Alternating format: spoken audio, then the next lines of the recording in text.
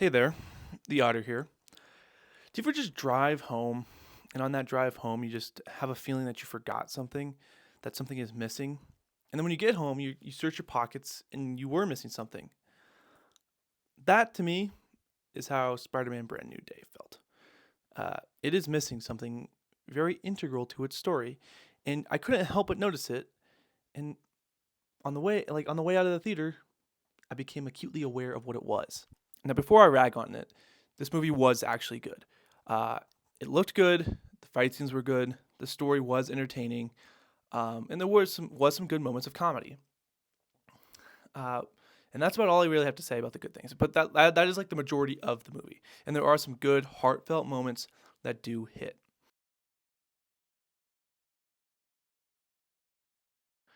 Do you guys remember Batman, the newest one? Um, and the complaints about that. Everyone was wondering where's Bruce Wayne. Bruce Wayne is not in that movie, and that was a drawback from it. Admittedly, he is a detective for the whole thing, and it doesn't leave much time for for Bruce Wayne. But Brand New Day doesn't have that problem. It is lacking Peter Parker, and that is its biggest drawback. When we think back to Spider-Man 2, a classic, we see that Peter Parker has a major role in that movie, and it's an important role. Peter Parker is rushing around town trying to get all these things done, deliver the pizza, go to school, but at the same time, he also is trying to do Spider-Man, and he loses his job because he's Spider-Man. And these are the things that I would have wanted to see from Brand New Day, but that's not there. Instead, we get Spider-Man, who's in an apartment, sure, but he has all of this tech in there, all this tech he shouldn't be able to afford.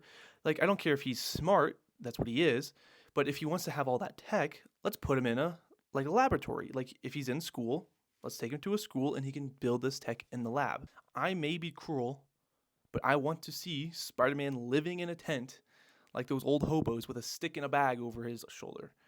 That's what I want to see Spider-Man being. And you could even portray New York as a little bit more modern. Maybe he is actually in a tent because he can't afford anything. Because we see at the beginning of the movie, he has pretty much eliminated Peter Parker from his life to defeat these villains. Well, what's the cost of that? What has been the destruction on the side of Peter Parker? We don't see any of that, and that's the disappointing part for me. Something I haven't seen is like the core message of this movie kind of misses because they don't execute it quite perfectly, and that is that you have to leave your past behind to continue forward. And they just missed the ball. They just dropped the ball on this one. Spider-Man starts to evolve when he sees MJ kissing another girl. And this is good. This is really, really good. This is core Peter Parker stuff. And he freaks out. He starts to mutate and he starts to grow and his body hurts and it's perfect. This is great stuff. This is pure cinema. I want to see Peter Parker in pain. But then he puts a thing on it and stops it. It's like, bruh, why? What are we doing, writers? Come on, man. Let's see Peter Parker get hurt. I want to see him in pain. But they do have this great moment later on where he speaks to MJ on top of this roof, and everyone knows what I'm talking about. And that moment is money. They nailed this one. I love this one so much because it is a spike in the heart to Peter Parker, and that's pure entertainment. That is pure Peter Parker. We need to see him. We need to see Peter Parker constantly getting the shit kicked out of him emotionally, physically, mentally. It's perfect. But Peter Parker doesn't evolve. He doesn't grow from this. He doesn't do anything. He still tries to hold on to his old friends and his old life. And I feel like that is the mistake of the movie. Yes, we've seen Ned and MJ for 4 movies now. I think it's okay to move on with them. Kill them if necessary. People Peter Parker doesn't move on afterwards. He still holds on.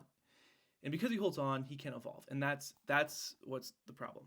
It just doesn't work because to move on, you have to let go of what happened in the past, or you have to let go.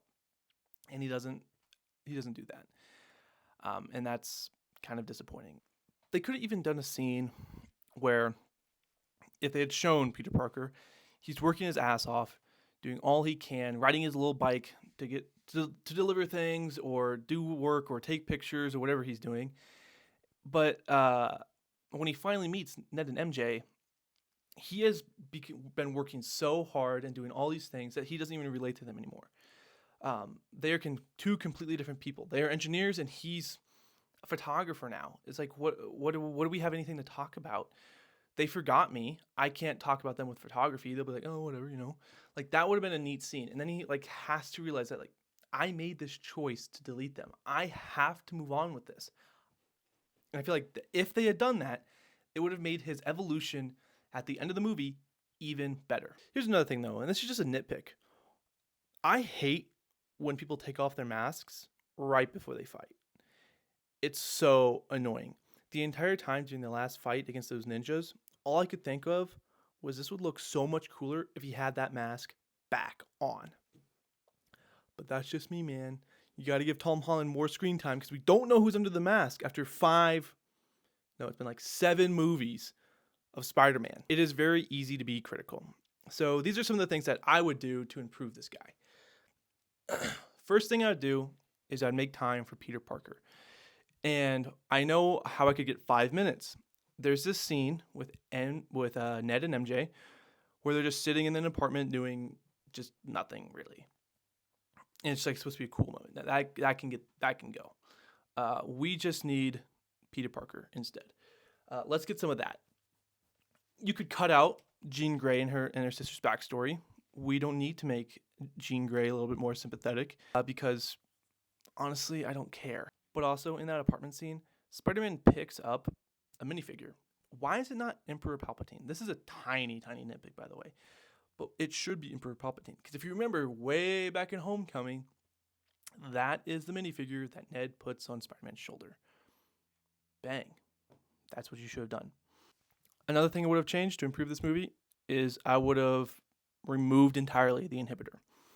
I'd rather see Spider-Man going crazy for an entire movie trying to figure out how to control his senses than just put a thing on it and just turn it off. That's boring. It takes all the drama out. He doesn't have to wrestle with himself to try not to kill anybody anymore. He just puts a thing on it. Boop. I'm good. No. Let's have some drama. Let's have him actually fight with himself. That's intriguing. But they just remove that. And the way I'd remove the inhibitors is I would show that he doesn't have any of the gear he does. He's in an apartment, sure, but there's no gear in there. He still has a sewing machine for his suit that they showed at the end of No Way Home. It's just books and a sewing machine. That's in like his entire apartment. That's what it should be. There shouldn't be all this gear. He shouldn't have an AI. He shouldn't have all this stuff. So just like the last thing I'd do is really kind of drill home the point that everyone wants to be Spider-Man. Nobody wants to be Peter Parker. They show this movie, like after walking out of this movie, you want to be Spider-Man. Spider-Man is cool as hell. But they don't show any Peter Parker. And so there's no two sides of the coin there. More reviews are coming soon. I will actually promise to deliver of what my channel description says. I'm going to do an Odysseus. I'm going to do an Odyssey review, and I'm going to be doing a House of the Dragon review. The finale comes out this Sunday. And I'll be trying to get those two done this coming week. But anyway, that's all for right now. Peace.